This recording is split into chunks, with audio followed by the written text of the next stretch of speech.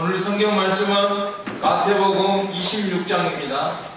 26장 26절로 29절, 마태복음 26장 26절로 29절 우리 합독하시겠습니다. 성찬식 제정에 대한 말씀 26절로 26장 26절부터 29절 우리 함께 같이 읽겠습니다. 마태복음 26장 29절 26장 26절부터 29절 시작 46절 다 같이 읽겠습니다.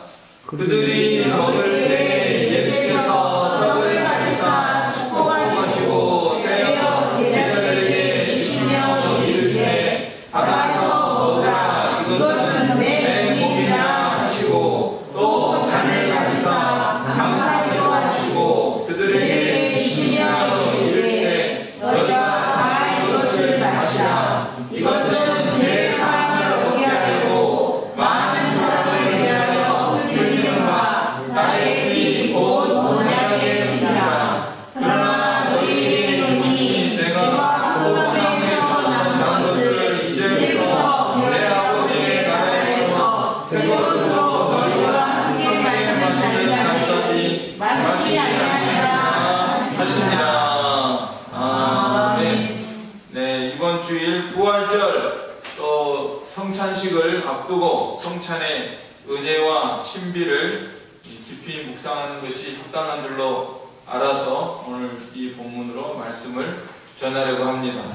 우리 예수님께서 십자가에 못 박혀 죽으신 그 은혜야말로 정말 놀라운 은혜고 큰 은혜고 또 신비로운 은혜가 아닐 수 없습니다. 그래서 성찬을 신비라고 부르기도 한다고 합니다. 이 헬라 사람들, 그리스 사람들은 그 성찬을 신비, 무스테리움, 미스터리인데 영어로는 미스터리인데 신비다, 신비한 이런 하나님이 제정하신 이런 신비, 성찬식에 대해서 우리가 다시금 생각하면서 하나님의 놀라운 은혜를 깨닫고 찬송하도록 해야 되겠습니다. 우리가 이 음식을 같이 먹는다는 것이 큰 특권이죠. 가족들하고 함께 이 친밀한 관계 속에서 식사를 합니다. 또 왕이 예를 들어 초대해가지고 같이 식사한다든지 대통령 윤석열 대통령과 영부인이 초대해가지고 함께 식사를 할 수 있는 자리가 있다고 하면은 얼마나 그 놀라운 특권이겠습니까? 그런데 아무것도 아닌 미천한 우리들은 대통령은 우리 알지도 못하고, 그런데 우리 만왕의 왕 예수님께서 이 미천한 저를 식사 자리에 초대해 주신 만왕의 왕을 생각할 때 우리가 얼마나 몸둘 바를 모르고 이 성찬식에 참여해야 될지 알 수가 없습니다. 그야말로 찬송가처럼 웬일인가 웬은인가 그 사람 크도다. 이 세상에서 아무도 우리를 안아주지 않지만은 우리 하나님은 우리를 영접해 주시고 이 식사 자리에도 이렇게 같이 참석하게 해주시는 이런 놀라운 은혜를 생각할 때 우리가 얼마나 영광스러운 존재인가를 다시금 생각을 하게 됩니다. 그 실내가 너무 더운데요. 좀 여기 껐어요. 자, 그러면은 이 성찬식에 대해서 먼저 이 제정자, 성찬을 제정하신 분은 예수님이 떡을 가지사 축사하시고 예수님께서 제정하셨죠. 우리 예수님은 만왕의 왕이시고 만주해 주시고 또 영광의 하나님이신데 이 하나님께서 이 성찬식을 제정해 주신 것입니다. 또 우리가 음식을 먹는다 하는 것도 사실은 하나님이 제정하신 것이죠. 에덴 동산에서 모든 먹을 것을 이렇게 만들어 놓으시고 아름다운 과실을 만들어 놓으시고 다 먹게 하셨으니까 얼마나 그 선악과 따먹기 전에 죄가 들어오기 전에는 아담과 하와가 먹을 때마다 정말 하나님께 감사하고 몇 끼나 먹다가 타락했는지 모르지만은 한 끼 한 끼 먹을 때마다 정말 하나님과 함께 하나님의 은혜를 감사하고 찬송하면서 먹지 않았을까. 오늘 우리도 식사 때마다 정말 감사하는 마음으로 하나님께 먹는 것처럼 그 완전한 모습으로, 죄가 없는 완전한 모습으로 에덴 동산에서 먹었을 것입니다. 또 구약에도 사실은 하나님 앞에서 먹은 사람들에 대한 말씀이 나옵니다. 출애굽기 24장에 보면 모세와 아론과 훌과 그 높은 사람들이 하나님 앞에서 먹고 마셨다 하는 그런 말씀 나오고, 또 제사 드릴 때도 화목제나 이런 거 드릴 때 하나님 앞에서 먹고 마셨더라 하는 이런 말씀이 나옵니다. 우리가 이제 음식 먹는 거, 이 세상에서는 정말 한 끼 먹을 때마다 걱정이 태산 같을 수밖에 없습니다. 여러분 뭐 맛있게 잘 들고 계시나요? 사실 깊이 생각하면은 생선 먹을 때도 좀 찜찜하잖아요. 이거 후쿠시마에서 온 거 아니야? 오염된 거 아닌가? 또 소고기는 이거 뭐 먹여가지고 또 뭐 그런 거 아닌가? 하여튼 뭐 깨끗한 게 없어요. 이 세상은 다 오염돼가지고, 뭐 오늘 뉴스인가 보니까 뭐 유전자 변형 해가지고 오이가 굉장히 큰 게 나오던데요. 오이가 뭔가 하는 거. 우리가 먹고 있는 게 지금 타락해가지고 제대로 우리가 이게 참 깨끗한 것을 먹을 수가 없습니다. 근데 예수님께서 포도 먹는다고 해도 이게 포도가 이게 어디서 재배되며 깨끗한 건지 오염되지 않은 건지 알 수가 없는데, 우리 예수님께서 보세요. 29절 우리 같이 읽겠습니다.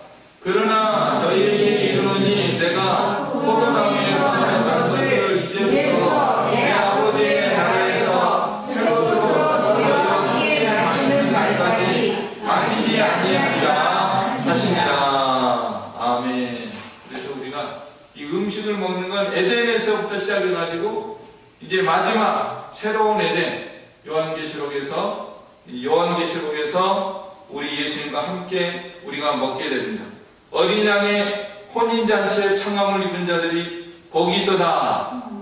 어린 양의 혼인잔치에서 우리가 예수님과 함께 먹고 마시는 그런 세계가 열릴 것입니다. 그래서 예수님만이 우리의 소망이고, 예수님이 오셔야지 우리가 좀 깨끗한 것도 먹고 완전한 거 먹고 오염되지 않은 거 먹고 살 수 있다 하는 이런 소망 가운데서 우리가 예수님을 기다리고, 이제 성찬식도 그 자리에서는 완벽하게 정말 우리 예수님께서 완전히 이루어놓은 그 은혜를 우리가 찬송하면서 기쁨으로 주님과 함께 먹고 마실 그날을 우리가 소망하고 살아가야 되겠습니다.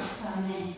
자, 성찬식을 제정하신 분은 우리 만왕의 왕이신 예수님이시고요. 그 다음에 초대받은 사람들, 거기 성찬 먹을 수 있는 사람들은 누구냐면은 제자들에게 주심에 이르시되, 제자들은 예수님을 그리스도로 메시아로 믿고 예수님이 나를 위해서 십자가에 못 박혀 죽으실 것을 믿는 그런 제자들.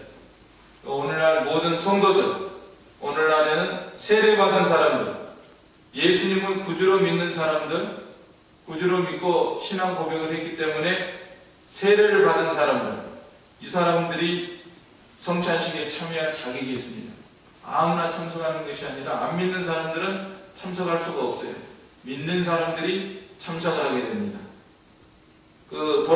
지금 돌아가신 지 확실치는 않은데 90몇 세가 훨씬 넘으신 그 성남시 남문로 교회를 그 전에 목회하시던 김종기 목사님이라고 계시는데, 우리 교단 목사님이신데 지금 미국에 따님 댁에 가셔서 살고 계신다고 소리를 들었는데, 하여간 세례 주는데 10년 동안 세례를 못 받은 사람이 있대요. 왜냐?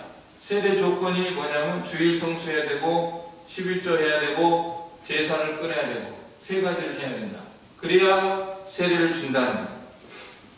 그러니까 그만큼 확실하게 믿으라는 거예요.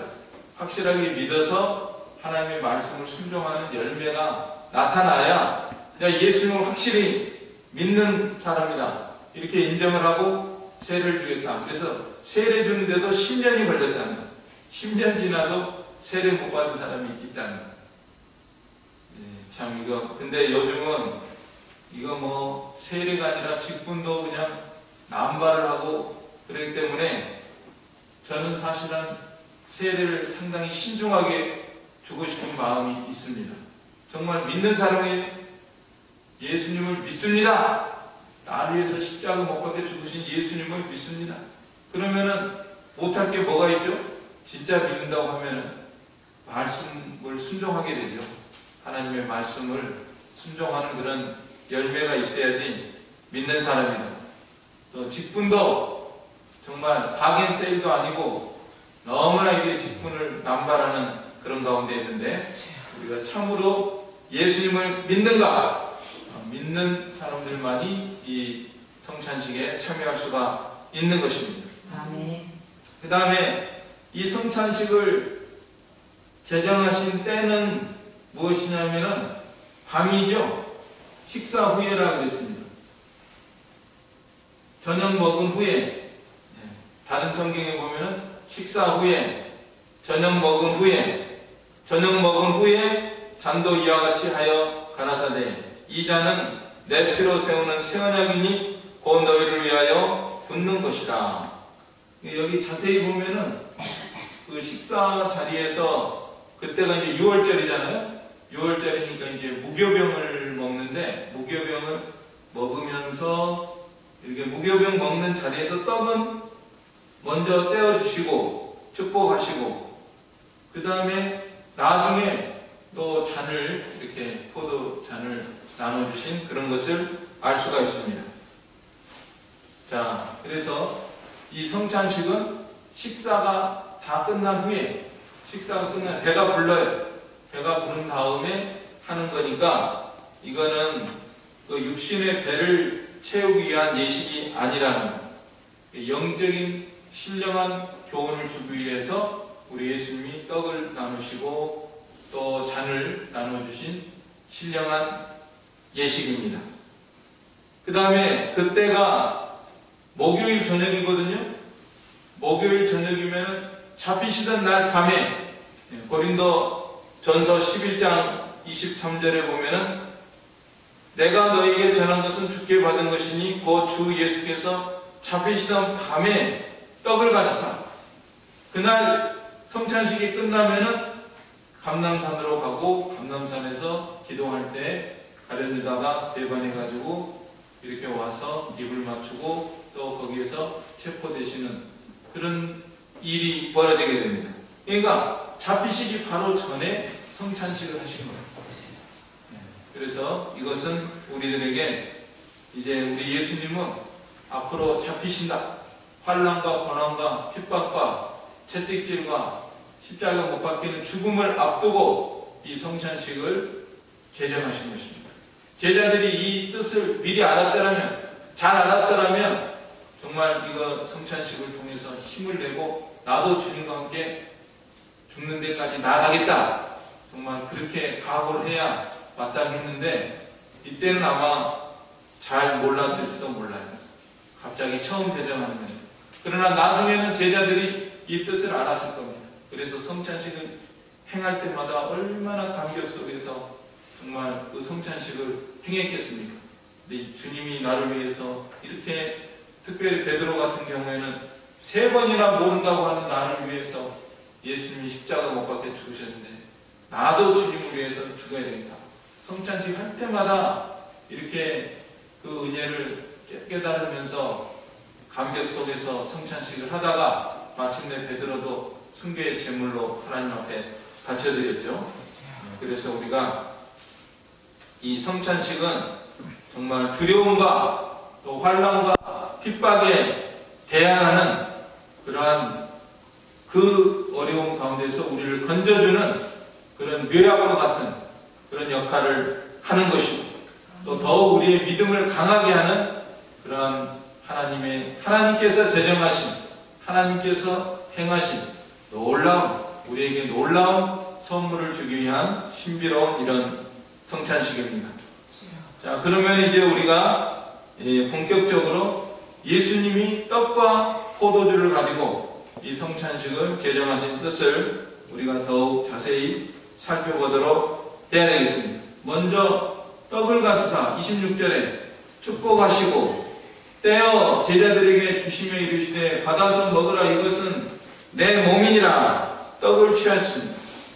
자, 예수님의 살을 상징하는 이 떡을 취하셨는데 이 떡을 취하시는 것이 이미 예수님이 이런 떡을 취해서 내 살이다 하고 말씀하시기 전에 벌써 구약 성경에 이게 그 예표처럼 미리 보여주는 그림처럼 하나님께서 이미 이런 것들을 다 제정을 해 놓으셨는데 그 대표적인 게 뭐냐면은 그 진설병, 성전 안에 보면은 진설병이라고 있어요. 떡 12덩이하고 포도주 잔도 있는데 그것이 바로 우리 예수님께서 당신의 살과 피를 우리에게 주실 것을 이미 구약의 성전 제사 제도에서 다 이렇게 예표적으로 나타내 보이신 것입니다. 그 다음에 창세기에 보면은 멜기세덱이라는 살렘 왕이 아브라함에게 떡과 포도주를 가지고 나왔는데 그는 지극히 높으신 하나님의 제사장이었더라. 멜기세덱 제사장의 반차를 따라서 우리 예수님이 대제사장이 되었다고 성경에서 말씀하고 있는데 그 사람이 아브라함에게 떡과 포도주를 주었다. 그러니까 이것도 우리 예수님이 오셔서 그 성찬식을 제정할 것을 이미 예표적으로 구약 성경에서 나타내 보이고 있는 것입니다. 그 다음에 왕상 19장에 보면은 엘리야가 로뎀나무에서 쓰러졌는데 천사가 나타나가지고 떡을 숯불에 구운 떡과 한 병 물이 있더라. 떡을 먹여주시면서 어루만지면서 일어나서 먹어라. 힘을 내서 가라. 호렙산으로 가라고 이렇게 해주는 이런 모든 것들은 정말 우리 예수님께서 이렇게 성찬식을 제정해서 당신의 살과 피를 우리에게 먹여주실 것을 예표적으로 나타내 보여주는 그런 성경, 구약 성경에도 이미 이렇게 예언된 이러한 일을 우리 예수님께서 실현하고 계시는 가운데 있는 것입니다. 그리고 이 떡은 또 이렇게 구약에 있는 것을 예표적으로 있는 것을 성취하는 것뿐만 아니라 또 상징하고 비유적으로 왜 예수님께서 떡을 가지고 성찬식을 제정하셨느냐. 떡이라고 하는 것은 생명입니다. 생명. 사람이 떡을 먹어야 살잖아요.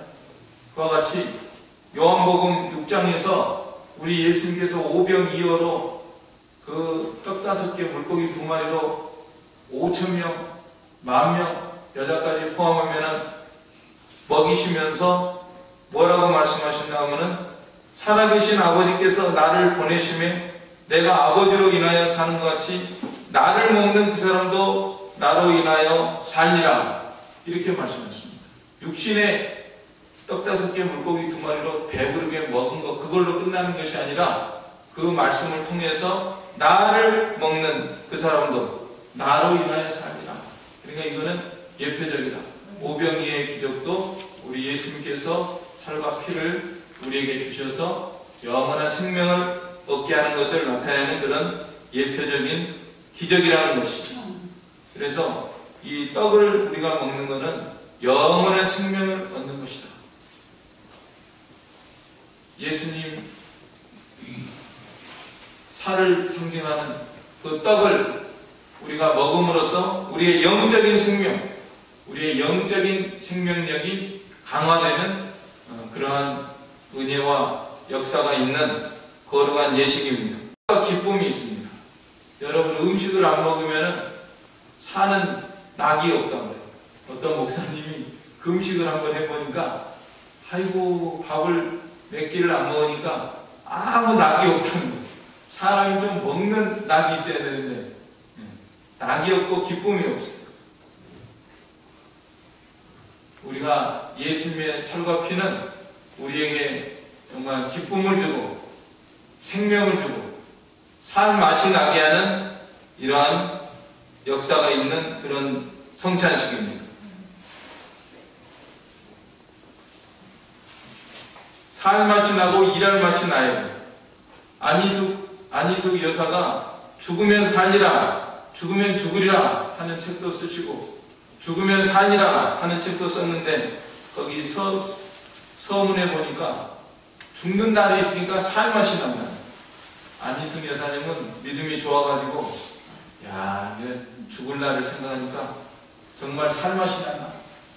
하루하루가 우리가 내가 이제 이 세상 떠난다 이런 거 생각하면은 하루하루가 너무 귀하다는 거죠. 내가 정말 오늘 하루 살아있다는 게 너무나 놀라운 일이고 하나님의 은혜고 이 살아있는 동안에 내가 주님을 위해서 더욱 힘써 살아야 되겠다. 이렇게 산다는 거예요. 그러니까 이 떡은 우리에게 기쁨을 주고 생명을 주고 힘을 주는 그런 것인 것처럼 예수님의 살과 피 성찬식에 참여함으로써 우리 영혼이 힘을 얻고 우리가 정말 기쁨이 있고 영적인 기쁨이 있고 이 세상에 다 뭐 힘든 일 어려운 일만 생각하면은 아무 낙이 없습니다. 이 세상 어두운 면만 생각합니다. 그래도 우리가 예수님을 생각하면은 예수님을 만날 소망으로 살아가면 하루하루가 기쁘고 즐겁고 감사하고 살맛이 나고 우리 성도들은요 살맛이 없으면은 내가 믿음이 떨어졌구나 이렇게 생각을 해야 됩니다. 살맛이 나야 돼요. 하루하루가 보람이 있다. 내가 오늘도 살아있는 순간에 정말 주님을 위해서 무슨 일을 할까? 어떻게 살아갈까? 더 힘써 살아가야 됩니다. 하나님이 기뻐하시는 일을 해야 되겠다 하는 마음으로 살아가는 우리가 되도록 해야 되겠습니다. 아멘. 그래서 떡을 우리 예수님이 취하신 거예요.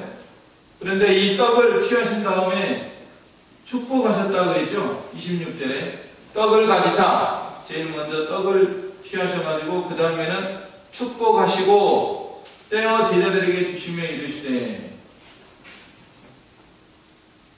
감사하셨다, 축복하셨다는 것이 감사하셨다 그런 뜻도 있고 아무튼 축복했다. 이제 하나님께서 이렇게 거룩한 예식을 제정하게 되니까 축복했다 이렇게 말씀하셨는데 이거를 이 카톨릭에서 화채설로 이렇게 주장을 해가지고 이제 목사가 성직자가 성찬식에서 축복을 하면은 뭐라 그러죠? 그 하얀 거, 동그란 거 나눠주는 거 있죠? 미사할 때 이렇게 나눠주는 게 예수님의 살로 변한다는 거예요. 실제 살이 된다. 이렇게 주장하면서 이게 성찬의 기적이다. 이 성직자가 신부가 하나님이셔. 이것이 이제는 예수님의 거룩한 살이 되었습니다. 그러니까 이제 성도들은 또 무릎 꿇고 와서 신자들은 다 이제 신부가 나눠주면 이렇게 하는데 카톨릭에서는 포도죽을 안 줍니다. 잔은 안 줍니다. 잔은 왜 안 주느냐 하면은 그게 이제 예수님의 피로 변했으니까 그거 피가 흐르면 안 되잖아요. 한 방울이라도 땅에 떨어지면 안 되니까 그거 조심하느라고 신자들한테는 잔을 안 줘요. 또 얼마나 잘못됐습니까? 그러니까 축복한 거는 또 이 떡은 내 살이다. 떡을 가지시고 내 살이다 이렇게 말씀합니다. 잔을 가지고 내 피다 이렇게 말씀하셨는데 이 어법을 무시하는 거죠. 예를 들어서 나는 양의 문이다. 그럼 예수님이 문이 된 거예요? 그 다음에 나는 포도나무다. 그러면 예수님이 무슨 포도나무가 되신 거예요? 그게 아니죠. 비유법이죠. 그것처럼 이것은 내 살이다. 내 피다 하는 것은 그 비유고 상징적인 이런 어법을 존중을 해야 되는데 그걸 무턱대고 그냥 살이 됐다. 그러면 거짓말, 일종의 거짓말이에요. 살과 피가 살 냄새도 안 나고 피 냄새도 안 나는데 그 왜 됐다고 말로만 주장하는 거니까 그는 거짓말하는 건 마귀에 속한 거라 그랬죠. 화채설은 잘못된 것입니다. 우리는 예수님께서 내 살이다, 내 피다 하는 것은 상징적이고 비유적인 말씀으로 이렇게 말씀하는 건데 이 내 살이다, 내 피다 하는 것은 두 가지 면에서 이 상징적이고 비유적으로 적용을 하는데 첫째는 이 거울과 같은 역할을 합니다. 거울을 다 보여주는 거잖아요. 그래서 내 살이다, 내 피다. 그럼 떡을 우리가 보면서 이 예수님의 살이다, 나를 위해서 십자가에서 찢기신 살이다, 이렇게 생각을 하면서 그 은혜를 생각하면서 참여하는 것입니다. 내 피다 그러면은 그 잔을 보면서 포도즙을 보면서 예수님이 십자가에서 나를 위해서 흘리신 피다, 이 은혜를 생각하면서 우리가 성찬식에 참여하게 되는 것입니다. 거울이고요. 그래서 우리 예수님의 사랑과 희생과 고난을 다 보여줍니다. 그 떡을 통해서 또 포도즙을 통해서 예수님의 상하신 몸과 흘리신 피를 다 보여주는 거울과 같은 그런 역할을 하는 것입니다. 또 한 가지는 도장의 역할을 합니다. 도장을 탁 찍으면은, 계약서에 도장을 찍으면은 그 효력을 발생하는 것처럼 우리가 이 성찬식에 참여하면은 이 성령의 역사, 믿음으로 참여하게 되면은 성령님의 역사로 말미암아서 우리 속에 있는 그 사랑이 잘 일어나고, 또 우리가 하나님 앞에 해야 될 그 본분을 잘 감당하도록 힘을 주는 그런 역사가 있기 때문에 이 성찬식은 정말 거울처럼 우리 예수님의 모든 은혜를 보여주는 것이고, 또 도장을 찍는 것처럼 성령님의 인치는 역사로 말미암아 효력이 있는 그런 성찬식을 우리가 거행하게 되는 것입니다. 그 다음에는 이제 떡을 축복하신 다음에는 떼어서 주셨다 그러죠. 떼어 제자들에게 주시며 이르시되 받아서 먹으라, 이것은 내 몸이니라. 떡을 떼어 주셨어요. 떡이 큰 덩어리로 이렇게 있는 것 같은데 그것을 떼어서 제자들에게 주면서 이렇게 나누라. 한 떡에서 시작한 겁니다. 한 떡에서 나눠가지고 이렇게 준 건데, 떡을 떼어주는 거는 떡이 이 고난을 당한 것이, 떡이 부서지고 나눠지고 했으니까 떡이 고난을 당한 거니까 이건 우리 예수님의 고난과 죽으심을 예표하는 것입니다. 우리의 죄를 인해서 우리 예수님이 그 살이 찢기는 그런 고난을 당하는 것을 예표해주는 그런 예식입니다. 어떤 사람은 하나님이 어떻게 고난을 당할 수 있느냐, 하나님이 십자가에 못 박혀 죽으셨는데 예수님은 하나님이신데 하나님의 신성이 있고 인성이 있습니다. 우리 예수님. 그런데 하나님이 어떻게 고난을 당하느냐, 어떤 분이 그런 비유를 했는데, 쇠를 달구잖아요. 쇠를 시뻘겋게 뜨겁게 달군 다음에 그걸 식히면은 물을 갖다가 촥 부으면 거기서 막 김이 나며 연기가 나면서 그 쇠가 고난을 당하는데, 그 고난 당하는 거는 열기, 쇠의 열기는 고난을 당하지만은 그렇다고 해서 그 쇠 본질이 변하는 것은 아니다. 이와 같이 비교를 해서 우리 예수님이 고난당한 것은 인성과 신성이 있는데, 인성으로는 고난을 당하시지만은 신성으로는 고난당한 것이 아니다. 이렇게 이제 말을 하는 그런 사람도 있습니다. 아무튼 우리는 이 고난의 신비인데, 우리가 이 예수님의 고난, 떡을 떼서 주셨으니까 예수님의 고난을 상징하는 건데, 우리가 예수님의 고난을 생각할 때 예수님이 십자가에서 당하신 고난은 얼마나 오랫동안 오전 9시에 달리셔가지고, 사람이 죽을 때도 그냥 갑자기 죽어버리면 별로 고통이 없습니다. 그래서 많은 사람들이 자살을 쉽게 죽어버리고 이렇게 하는 사람들도 있는데, 갑자기 그냥 총을 맞아 죽는다든지, 갑자기 그냥 심장마비가 온다든지, 그러면은 별 고통 당하지 않고 죽을 수 있는데, 우리 예수님은 산 사람을 십자가에다 못 박아놓고 몇 시간 그 고난을 당했으니까 우리 예수님은 엄청나게 오랫동안 이 고난을 당하신 것이고, 그 다음에 그 고통은 뭐 이루 말할 수가 없는 것이고, 그 다음에 또 수치스러운 그런 죽음, 죄인과 함께 강도들과 함께 죽은 그런 죽음을 당하신 것이고, 또 저주의 죽음을 당하셨다 그랬습니다. 나무에 달린 자는 하나님께 저주를 받았습니다. 우리가 당해야 될 죄와 저주와 형벌을 감당하시기 위해서 우리 예수님께서 대신 십자가에서 이렇게 못 박혀 죽으셨습니다. 그 떡을 떼서 나눠주는 것은 우리 예수님의 고난을 나타내는 것이다. 그래서 우리가 예수님의 고난을 깊이 생각하면서 이 성찬 예식에 참여하도록 해야 되겠습니다. 그 다음에는 잔을 나눠주셨죠. 27절에 또 잔을 가지사 감사기도 하시고 그들에게 주시며 이르시되 너희가 다 이것을 마시라. 이것은 죄사함을 얻게 하려고 많은 사람을 위하여 흘리는 바 나의 피 곧 언약의 피니라. 예수님은 참 피의 고난을 당하셨다.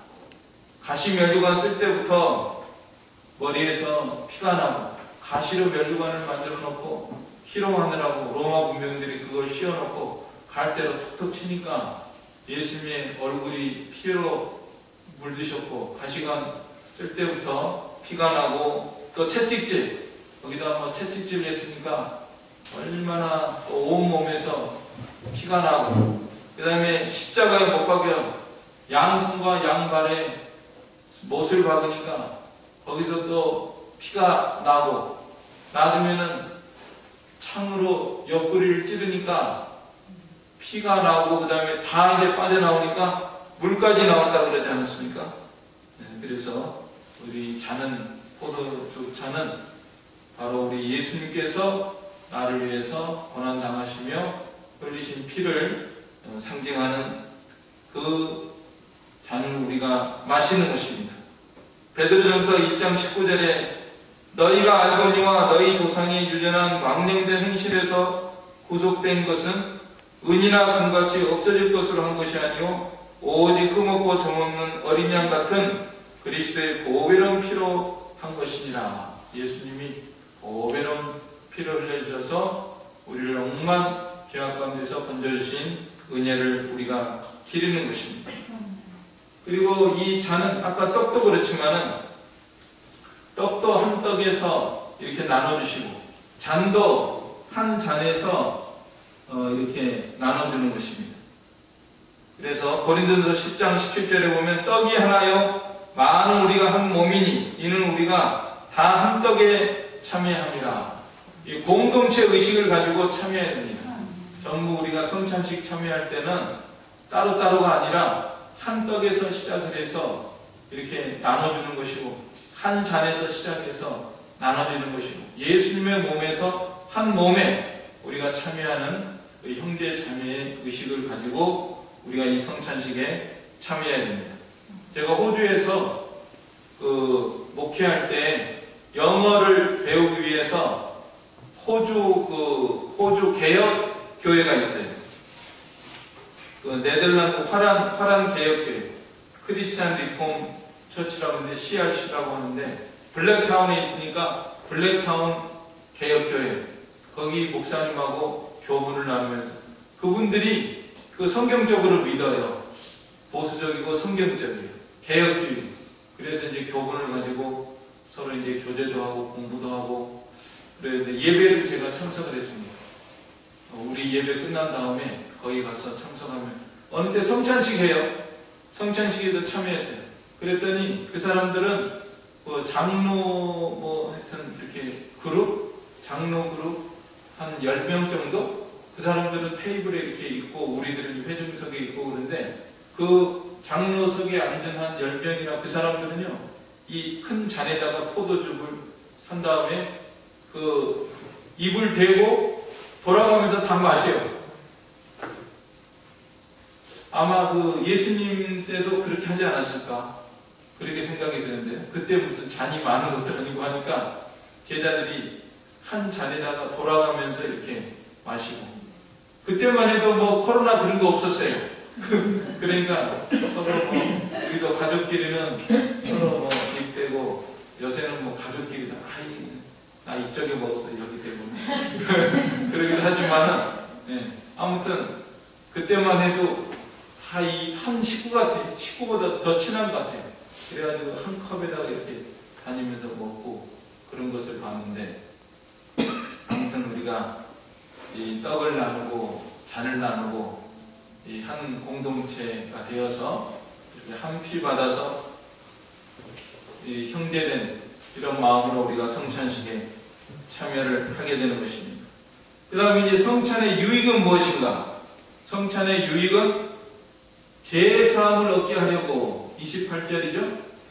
28절 이것은 죄사함을 얻게 하려고 많은 사람을 위하여 흘리는 바 나의 피 곧 언약의 피니라.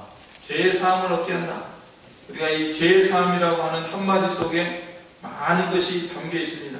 죄사함을 받아서 우리가 구속을 받고 또 의롭다 하심을 얻고 하나님의 자녀로 입양이 되는 것이고 그 다음에 이제 성화를 거쳐서 영화로운 부활에 그 참여하는 그런 은혜를 다 포함하고 있습니다. 죄사함의 은혜 가운데 모든 것이 다 포함이 되어 있습니다. 그래서 어떤 분은 십자가의 향연이다. 큰 잔치란 이런 큰 잔치가 없어요. 이 세상에서 우리가 어느 뭐 결혼식 어디 가서 누구 초대를 받아서 어마어마한 대접을 받는다고 해도 그거는 다 육신에 먹고 마시는 것으로 끝나는 거지만은 우리 예수님의 초대에서 이 성찬식에 참여하는 사람들은 영원한 생명을 얻고 하늘나라에까지 영원히 부활의 영광까지 누리는 정말 향연 중에 향연이 아닐 수가 없습니다. 이런 은혜를 우리에게 베풀어주는 성찬식이고요. 또 우리는 이 성찬식을 통해서 정말 힘을 얻어서 너희가 이 떡을 먹으며 이 잔을 마실 때마다 주의 죽으심을 오실 때까지 전하는 것입니다. 사도 바울이 성찬식 행할 때마다 주의 죽으심을 오실 때까지 전하는 것입니다. 그래서 사도 바울도 성찬식을 제대로 참석한 것 같아요. 힘을 얻어가지고 계속 복음 전하고 주님을 위해서 내가 이 사명을 죽도록 감당해야 되겠다. 성찬식 행하면서 힘을 얻어서 이 사명을 감당하는 것을 알 수가 있습니다. 개혁교도들은 그런 말을 했습니다. 우리 예수님이 십자가에 못 박혀 죽으신 것처럼 죽으셔서 나무에 딱 못 박혀는 안 떨어지는 사람이 떼내야지 일부러 떼내야 떨어지는 딱 못 박혀 계신데 그런 것처럼 우리 마음속에 예수님이 딱 자정하셔가지고 떠나지 않게 해 주시옵소서 이렇게 개혁교도들은 기도를 했습니다. 우리 예수님이 십자가에 못 박혀 단단히 못 박힌 것처럼 예수님이 우리 마음속에 단단히 못 박혀 계시게 하여 주시옵소서 이렇게 기도를 하면서 신앙생활을 했습니다. 오늘 우리가 거룩한 성찬식을 앞두고 이 성찬식의 영광과 은혜가 얼마나 놀라운 것인가를 생각하고 우리 예수님께서 제정하신 것이고 우리 하나님께서 제정하신 것이고 신구약을 망라해서 에덴에서 새로운 에덴에 이르기까지 적용이 되는 이 놀라운 성찬식의 은혜를 생각하면서 하나님께 감사하고 또 근본 성찬식이 정말 은혜로운 성찬식 우리가 힘을 얻고 예수님이 우리 마음속에 계시는 그러한 영광스러운 성찬식이 되도록 우리가 기도하고 준비해야 되겠습니다. 또 성찬의 은혜가 여러분들이 항상 함께 계시기를 바랍니다. 아멘. 우리 이 말씀 들어서 한 목소리로 기도하겠습니다. 사랑과 능력과 은혜의 주님이시여 우리가 육신이 있고 우리가 먹고 마시는 존재인 것을 아시고 떡과 포도즙을 가지고 성찬식을 제정하여 주셔서 정말 우리로 하여금 거울처럼 예수님의 은혜를 보여주시고 또 우리가 맛보고 참여하고 일어나게 해주시고 주님이시여 이 놀라운 은혜와 사랑을 저희들에게 베풀어 주신 우리 주님이시여 감사를 드립니다. 하나님 아버지, 믿음이 없는 저희들에게 믿음을 더하여 주시옵소서.